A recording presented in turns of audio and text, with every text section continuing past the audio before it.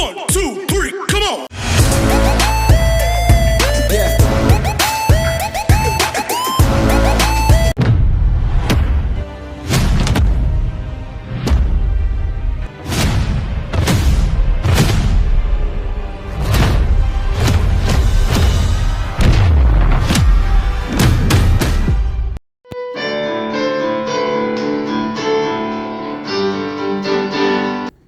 Assalamualaikum warahmatullahi wabarakatuh.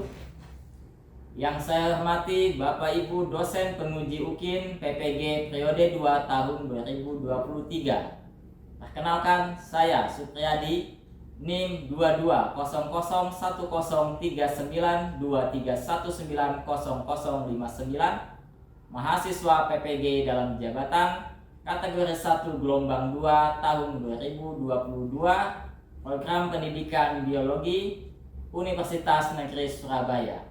Saya pengajar di SMA Negeri 4 Samarinda, dan pada hari ini 13 Juni 2023 akan melaksanakan praktik pembelajaran dengan materi mutasi pada kelas 12 di SMA Negeri 4 Samarinda. Mohon kritik dan saran demi kebaikan pembelajaran saya selanjutnya. Selamat menyaksikan video pembelajaran praktek UKIN yang saya laksanakan. Sekian dan terima kasih. Wassalamualaikum warahmatullahi wabarakatuh.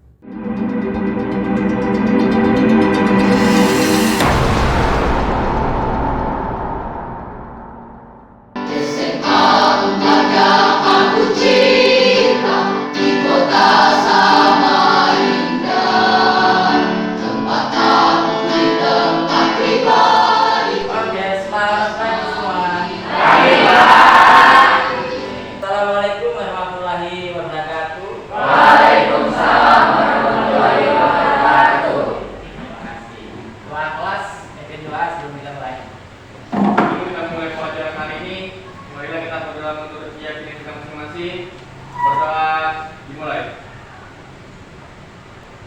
Berdoa selesai. Ya, oke, bagaimana keadaannya? Baik. Ya, ada yang tidak masuk. Saya cek dulu absensi kelas. Lengkap semua ya? Alhamdulillah. Berarti sehat. Oke, silakan mulai. Kalian absen dulu pada lift. Oke, sudah. Kita akan membahas kembali ya pelajaran biologi. Materi kita ya mutasi. Oke. Nah, kita lihat dulu di sini depan, silakan perhatikan bagian persepsi kita.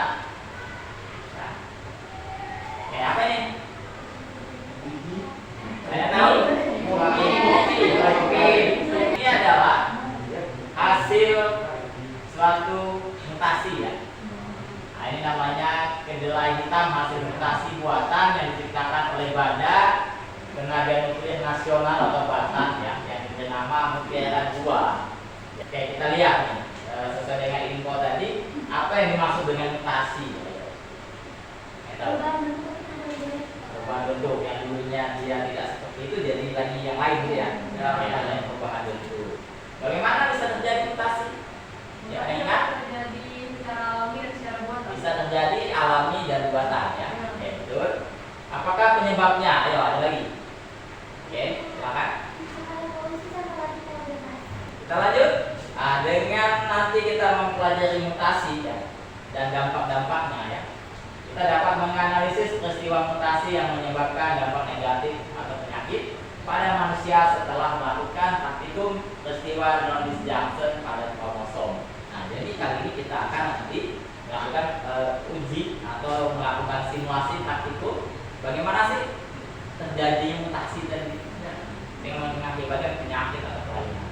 Nanti di dalam kegiatan kita yang Bapak nilai adalah tentang kognitif atau pengetahuan kalian ya, dalam memahami hal tersebut, kemudian keterampilan di dalam mengolah data, di dalam membuat suatu rancangan terjadinya mutasi dan sebagainya, dan sikap kalian dalam kelompok nanti. Ada penilaian teman, penilaian dari Bapak ya juga. Tentu oke, kita lanjut. Nah, sebelum kita jauh ke situ, nah kita uji pemahaman awal dulu.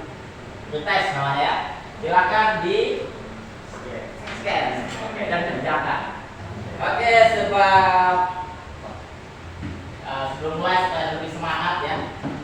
Ya, jadi kita berkelas motivasi. Jadi kalian dengan mempelajari mutasi nanti ketika mengetahui adanya kelainan negatif maupun ada keuntungan ya dari kejadian mutasi, maka akan meningkatkan rasa syukur kita pada Tuhan Yang Maha Kuasa. Kemudian semangat belajar kita juga meningkat ya, dan kita saling menghargai satu dengan lainnya. Jika ada perbedaan kita hargai. Supaya lebih semangat, kita akan stretching dulu ya. Fokus. Langsung mulai. Mulai. Kata yang dipegang kepala. Kepala. Kata yang dipegang telinga. Pegang mata.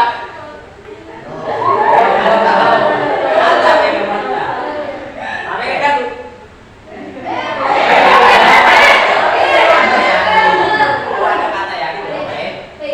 Kata yang dipegang mulut. Pegang itu. Oke, fokus, semangat.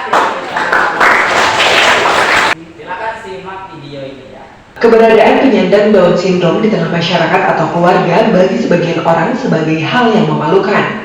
Hal itu disebabkan ketidaktahuan masyarakat mengenai Down syndrome. Down syndrome itu merupakan suatu kelainan kongenital multiple. Biasanya itu kelainan genetik yang disebabkan karena adanya kelainan kromosom. Biasanya memang kebanyakan itu karena ada masalah pada kromosom yang nomor 21. Dengan adanya gangguan pada kromosom ini, sehingga anak-anak ini yang mengalami Down syndrome ini mempunyai tampilan yang khas, berbeda gitu. Down syndrome sering terjadi pada ibu hamil di atas usia 30 tahun. Dan sering didapatkan pada ibu-ibu yang hamil pada usia agak lanjut gitu. Tapi ada juga yang itu yang terjadi pada usia muda itu. Anak dengan Down syndrome bisa mengalami masalah kesehatan yang berbeda-beda dan membutuhkan perawatan medis serta perhatian ekstra. Anak dengan Down syndrome pun memiliki gangguan perkembangan, misalnya dalam motorik kasar atau motorik halus, sehingga memerlukan terapi untuk meningkatkan perkembangan secara fisik. Kemandirian anak Down syndrome menjadi tujuan utama dalam pembekalan anak Down syndrome agar tidak bergantung kepada orang lain dan bisa bersosialisasi dengan masyarakat. Dengan dukungan dan perhatian yang maksimal dari orang-orang terdekat, anak-anak dengan Down syndrome bisa tumbuh dengan bahagia dan percaya diri. Mita Handayani, Helmi Suryanegara, CNN Indonesia. Itu salah satu kelainan akibat mutasi. Yaitu adanya sindrom, salah satunya adalah sindrom Down. Kalian cek di YouTube ya. Ada kelainan lainnya, ada sindrom Turner ya. Ada ini Edward ya, Edward dan sebagainya ada ya. Silakan dilihat dulu. Ada link ini. Jenak ya, kontrol masing-masing dulu ya.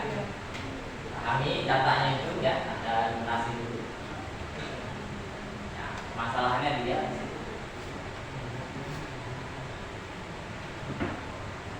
Sesuai dengan video tadi dan literasi yang kalian baca tentang permasalahan ya, masalah kelainan akibat mutasi, coba deh kalian rumuskan suatu permasalahan dalam bentuk pertanyaan.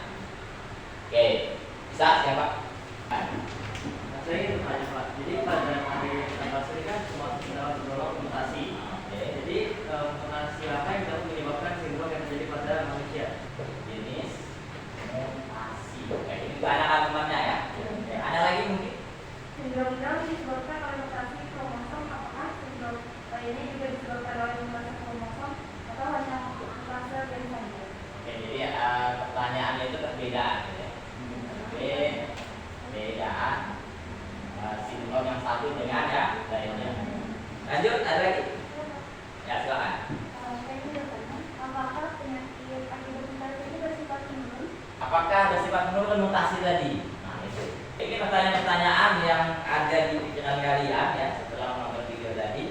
Nah, sebelum kita ke situ ya, jadi Bapak simpulkan rumusan masalah kalian itu sesuai dengan apa yang akan kita lakukan nanti, yaitu bagaimanakah proses terjadi kromosom yang menyebabkan simptom pada manusia. Nah, dengan mengetahui sistematika atau prosesnya, maka kita akan menjawab semua hal ini. Ini akan kita kerjakan melalui kajian atau praktikum yang akan kalian lakukan di dalam kelompok ya. Oke. Silakan Anda kembali ke dalam kelompok ya. Sudah dibentuk kelompoknya kan? Bahan-bahannya di bawah kan? Oke. Apa bahan-bahannya? Coba Bapak lihat dulu. Ya, lengkap. Lengkap enggak? Ya, ke bawah. Ya, apa saja? Karton. Ada karton? Ada gunting. Ada origami ya. Jangan bebas, apa aja kan pakai. Oke, kalau begitu ini sesuai dengan data kelompoknya ya. Oke, sesuai ya. Kita lihat kelompoknya. Oke, silakan duduk sesuai kelompoknya. Oke, silakan. Ya, susun meja artinya menjadi kelompok yang berbeda.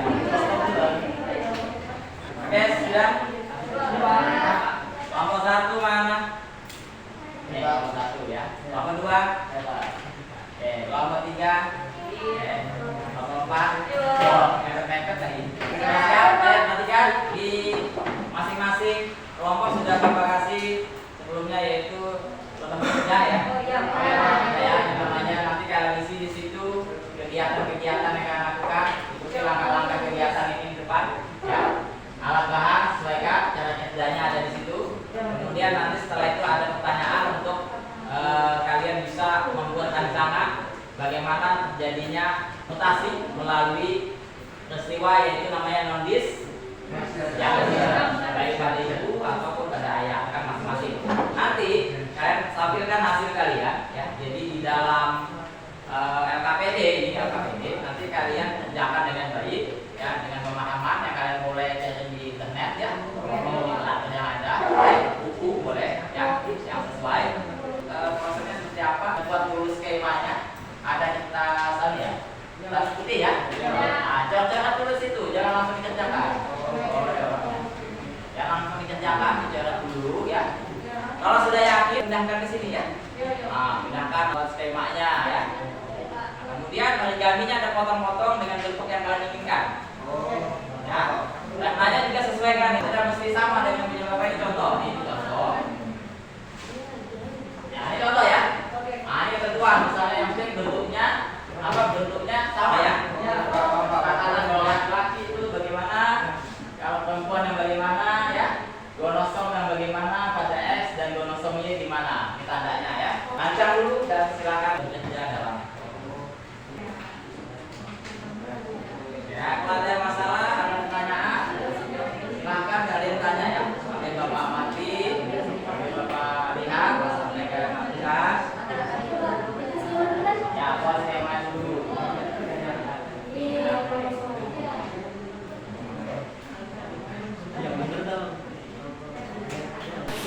Ini sampai mana? Konsep ya? 10 cm cukup Pak. Iya, potong. Di sini aman di sini? Aman Pak, bikin konsepnya kan Pak? Ya. Konsepnya ya. Jadi yang lain sambil disiapin potongan-potongannya supaya cepat kan? Nah, ya ini konsep. Nanti kan tinggal menyusun. Ya, biar menempel. Susun di sini ya. Ini kelainan apa nanti pertama ini buat genosom apa? Genosom ibu. Yang bermasalah ya. Bermasalah ya. Tapi kita warnanya pinky. Pinky. Karena pink. Oke, siap. Oke, di sini gimana persiapannya? Ya ini apa? Oh, yes. Ada sebagian potong, nyiapin potongan. Sisanya bikin konsep, ya. Kemudian dibahas LKPD-nya ini. Nah, LKPD-nya kan bahas. Langkah-langkahnya ikuti di situ. Nah, setelah selesai baru masalahnya dijawab. Nah, itu kan ada di internet juga nggak apa-apa. Oh ini kemungkinan itu di konsep. Nah, oke siap. Oke nanti ya aman ya. Jaga pengembangannya dalam kerjasama timnya. Warna biru. Bagi-bagi tugas. Ada yang mengerjakan, ada yang konsep, ada yang menjawab soal.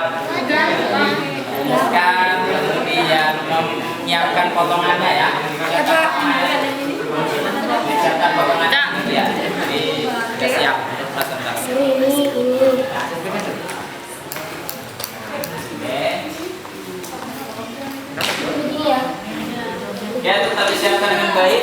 kreasilah yang dengan baik, nanti kan presentasi di depan ya, presentasikan hasil diskusinya, kemudian juga presentasikan hasil karya yang telah kalian buat ya, kemudian hasil diskusinya nanti yang sudah kalian buat, konsep-konsepnya, maka buatlah dalam bentuk file ya, supaya nanti mudah presentasinya. Buat filenya di Canva boleh ya. Oh, kan Pak. Di file perjalanan presentasimu buat di Canva boleh, di PPT boleh ya, dalam PDF juga boleh.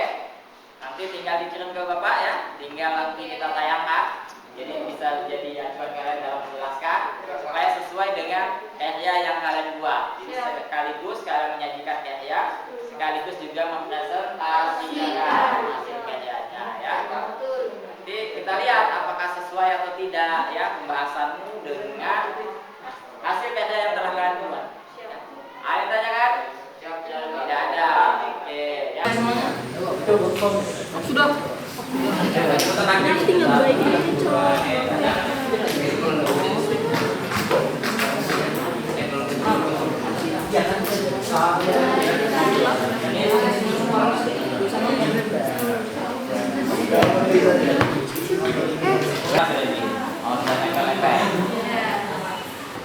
Oke, tetap jaga kekompakan, tetap kerjasama yang baik, berbagi tugas supaya kerjaannya selesai dengan baik. Jika ada masalah, jika ada pertanyaan, silakan bertanyakan, dikomunikasikan. Siap. KPD-nya dijawab jika sudah dapat rumusannya. Sudah, Pak. Dijawab.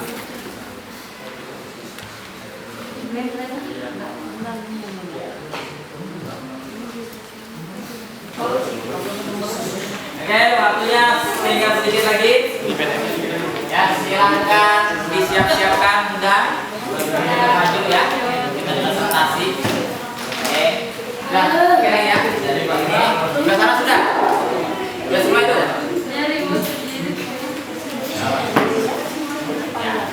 Oke, sudah ya, siap. Oke, kalau gitu kita presentasi saat ini. Oke, silakan ada ke depan. Kita akan gantian mempresentasikan. Ya. Ya, sini kita sudah praktikum, kemudian kita akan unjuk kreativitas ya, atau mempresentasikan hasil yang telah kalian dapatkan tadi, di mana nanti akan menyajikan non-disjunction pada ayah dan ibu yang normal dan non-disjunction pada ibu dan ayah yang normal, tetapi sebab waktu maka setiap perwakilan hanya memilih salah satu dengan satu konten saja. Akan nanti ditentukan sesuai dengan kelompoknya ya. Kenapa dulu? Oke, kita bisa mulai. Oke, silakan tunjukkan file kalian. Ya, ke saya. Kita dulu ya. WA Bapak. Nanti Bapak tampilkan di papan tulis ya. Hasil rancangan kalian yang telah kalian buat di Canva atau di PPT ya.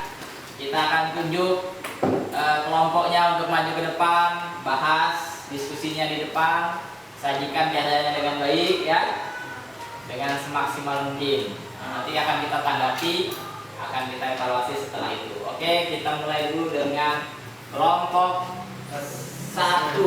Oke, siap. Assalamualaikum warahmatullahi wabarakatuh. Waalaikumsalam warahmatullahi wabarakatuh. Selamat pagi. Pagi. Kami dari kelompok 1 di sini kami akan menyampaikan tentang non-distribution yang terjadi pada non-distribution yang terjadi pada kromosom ayah, yang terjadi pada kromosom ayah dan ibu normal, kromosom ibu normal. Ini yang warna hitam ini adalah ini autososom. Jadi ini terdiri dari, kalau yang normalnya itu terdiri dari 44 ditambah 2 kromosom ini jadi 46. Kalau dia normalnya. Tapi di sini karena kita membahas tentang sindrom, jadi mungkin ada kekurangan ataupun kelebihan. Di sini ini milik sang ayah. Di sini pembagiannya autososom milik ayah ini terbagi dengan sempurna. Sedangkan kalau kalian lihat di sini kan, yang kromosomnya tidak terbagi dengan sempurna dia, atau dia tidak terbagi, tetap menyatu. Dia tetap jadi satu nih. Berbeda dengan milik yang ibu. Kalau milik ibu dia terbagi secara merata. Kalian bisa lihat warna kuning dan warna di situ. Jadi setelah itu dikarenakan ini merata kan ini yang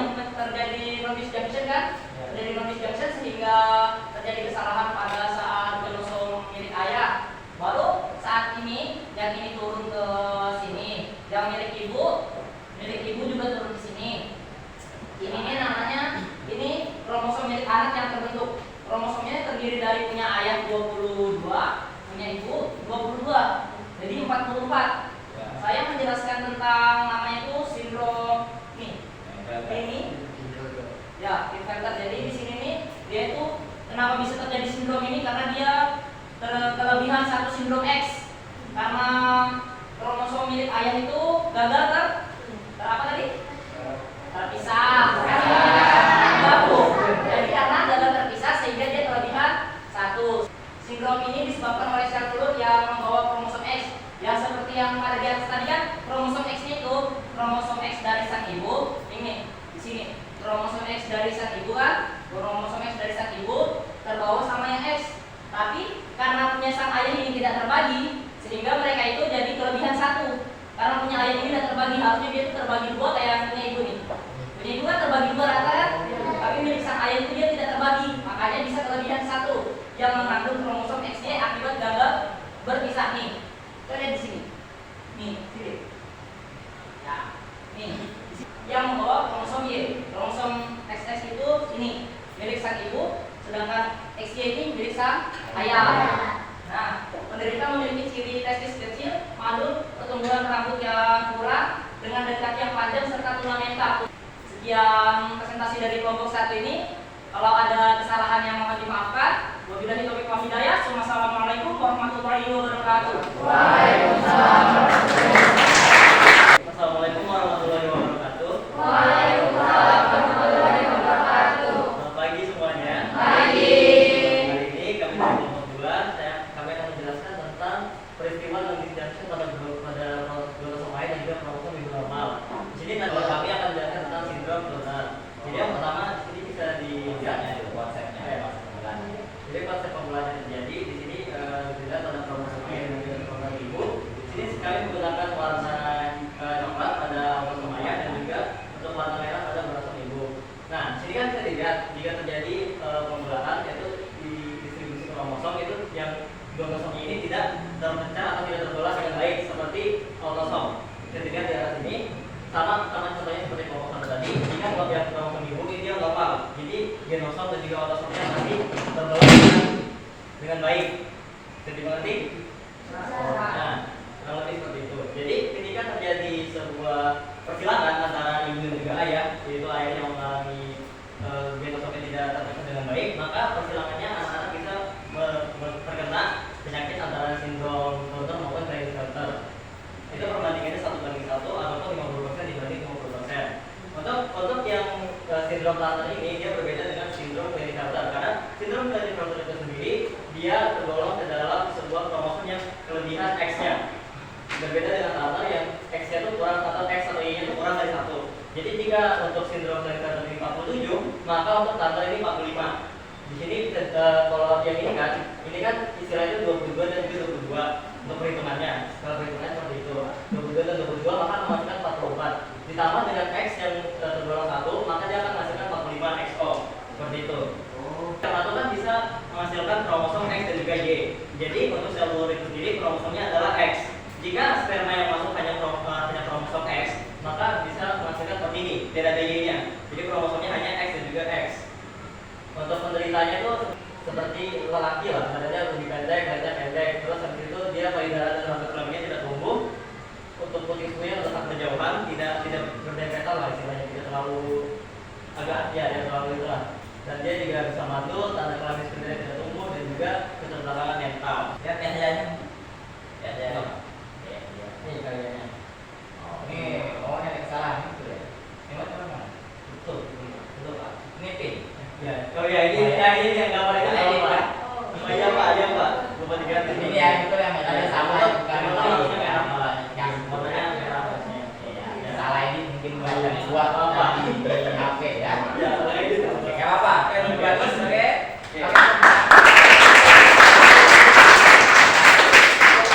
Baik, cukup sekian presentasi dari saya. Mohon maaf jika ada salah kata. Wassalamualaikum warahmatullahi wabarakatuh. Waalaikumsalam. Selamat pagi semuanya.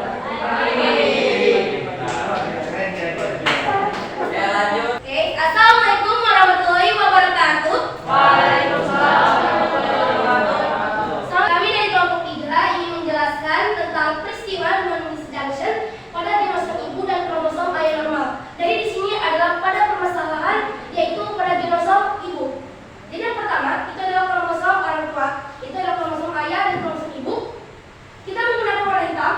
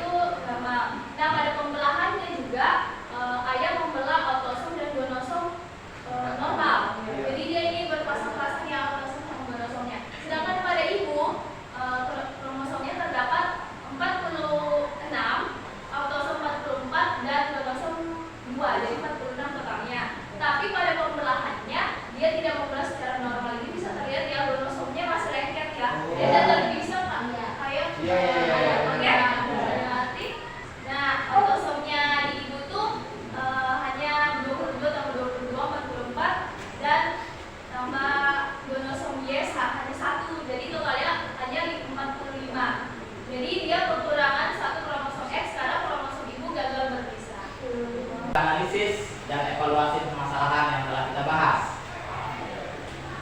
Oke, bisa dilihat semua ke depan. Oke, silakan. Jadi analisisnya itu begini ya. Nah, sesuai dengan hasil praktikum dan karya yang sudah dipresentasikan tadi, kita dapat mengambil suatu analisa bahwa terjadinya berbagai macam sindrom Klinefelter ya. Contohnya itu 47 ya. Sebab kelebihan kemudian turunnya juga 45. Kelebihan kekurangan X dan meta-methalen yaitu 47 kromosom sebab kelebihan X ya. Ya. Akibat peristiwa gagal berpisah atau non-disjunction pada kromosom bagian gonosom, sedangkan pada sindrom Down yang mengalami masalah adalah kromosom autosomnya. Jadi yang autosom contohnya adalah pada sindrom Down itu 47 juga XY atau 47X. Kenapa? Apa masalahnya? Jadi autosomnya sekali ya, di autosomnya kelebihan sudah mengalami permasalahan pada kromosom ke-21 ya. Yang mana kita ketahui bahwa kromosom normal itu semestinya 46 di manusia ya. Itu simptom meta-methalen juga terjadi pada non-disjunction pada kromosom ibu dan ayah yang normal. Artinya simptom meta-methalen dialami wanita saja. Sedangkan Klinefelter dan Down dapat terjadi pada laki-laki maupun perempuan. Oke, sampai sini paham?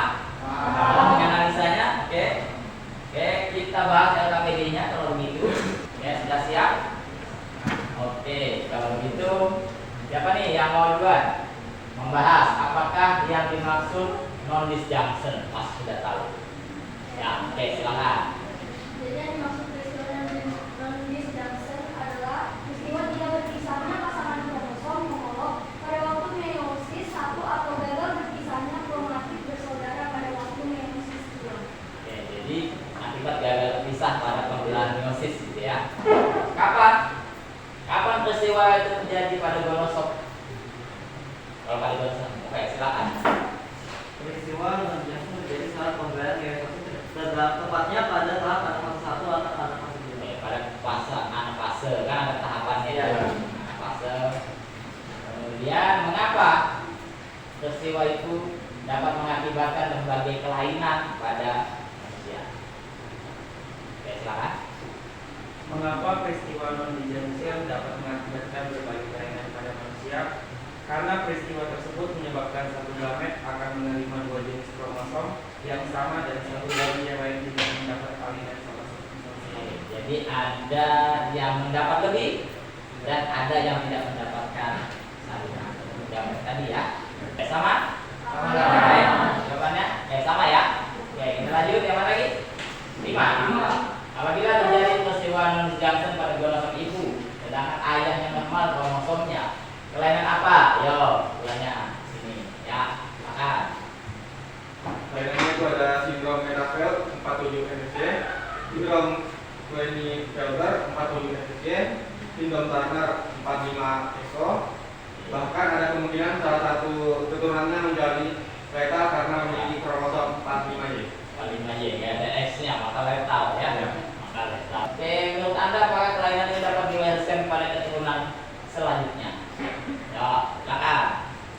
Apabila penderita kelainan akibat disjunction pada kromosom hidup hingga dewasa, menikah dan memiliki keturunan, kemungkinan besar kelainan akan diwariskan kepada keturunan selanjutnya karena jumlah kromosom pada gamet induknya sudah terjadi kelainan. Oke, bisa diturunkan. Nah, menurut Anda alternatif solusi apa nih yang dapat kita lakukan untuk mencegah? Ya, silakan. Dengan menghindari penyebab, misalnya dengan menghindari paparan sinar matahari, langsung dengan melakukan pola hidup. Oke, jadi banyak yang bisa dilakukan. Ada lagi mungkin yang lain? Ini kalau lagi Makan makanan bergizi, Pak. makan bergizi ya, banyak hal yang bisa dilakukan untuk mencegah, yaitu dari pola hidup sehat, Mas. Ya.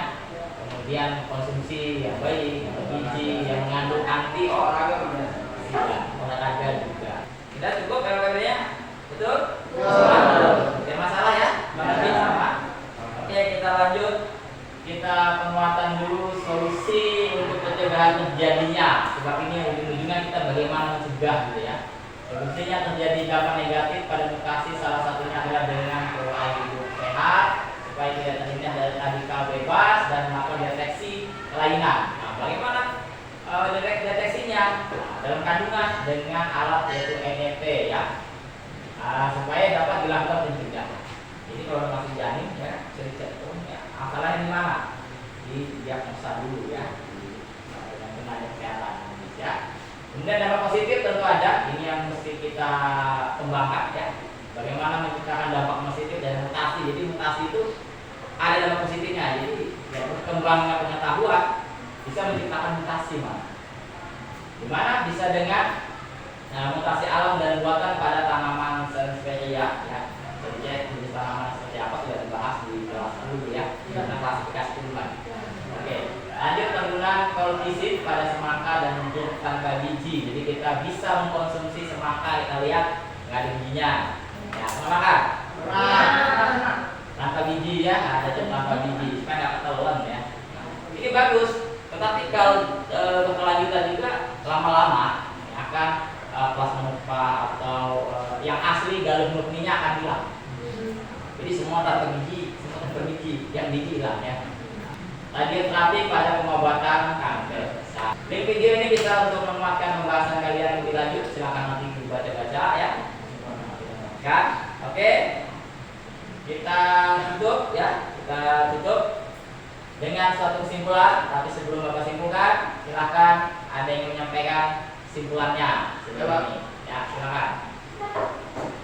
Menurut saya yang dapat saya lihat dari materi tersebut yang tentang mutasi ya, yang ingin saya dapat kesimpulannya, mutasi adalah perubahan pada makhluk hidup yang dapat dilakukan secara alami maupun buatan. Yang secara alami ini yang benar-benar dari genetiknya, kalau buatan ini ada yang campur tangan. Saya, sekian dari saya. Ada lagi silakan. Ya. Dari yang tentang mutasi ini saya dapat simpulkan bahwa kromosom yang terjadi saat mutasi akan ada mengalami peristiwa yang namanya non-disjunction dan akan mengakibatkan sebuah penyakit itu namanya sindrom Kelainan. Yang sudah tadi disebutkan ya. Ada lagi? Ya, oke. Silakan. Jadi kesimpulan yang saya dapat adalah mutasi adalah perubahan baik pada gen maupun kromosom yang dapat berdampak negatif maupun positif yang terjadi tergantung pada perubahan proses mutasinya sama penyebab mutasinya tersebut. Jadi banyak sekali yang kita dapat dari pembahasan kita kali ini ya. Yang kita rangkum sebagaimana mungkin seperti ini ya. Oke. Tinggal lebih yang disampaikan tadi menyakup semuanya sudah. Nanti kalian sudah bisa nyimpulkan. Oke. Nah, demikian ya. Luar biasa hari ini kalian sangat aktif, sangat semangat dan aktivitasnya juga luar biasa. Aplaus untuk semua.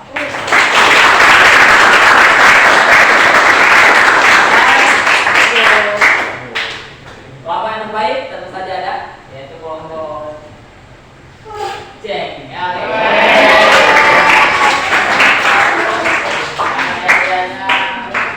Bagus, penjelasannya bagus, sangat bagus, sangat detail ya. Bisa memahami dengan baik. Kemudian kelompok yang lain lagi yang bagus, ya kajiannya di sini ya, kelompok 3 ya.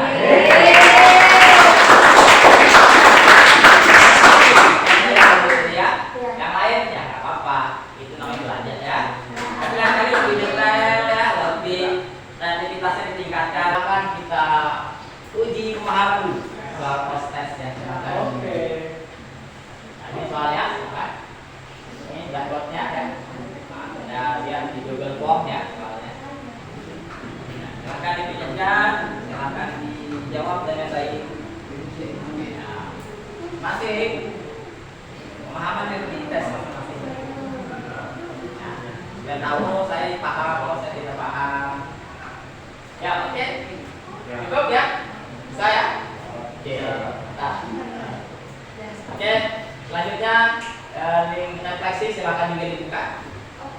Ini tanggapan apakah senang, tidak, bersemangat, lebih baik dan sebagainya ya. Silakan pilih sesuai dengan inisiatif. Ya sudah. Oke, bisa penugasan. itu ada penugasan supaya lebih jelas. Ya, silahkan kalian buat laporan tunas hidup kalian yang sudah lakukan. Ya, kalian buat dalam masuk makalah laporan yang detail sesuai dengan hal-hal yang tadi kita bahas. Oke, dan buat sketsa terjadinya non junction yang menyebabkan sindrom Jakob. Nah, ini dicoba juga secara mandiri di rumah masing-masing. Nanti minggu depan kita cek tugas-tugasnya semua. Oke, kalau begitu kami ucapkan terima kasih. Assalamualaikum.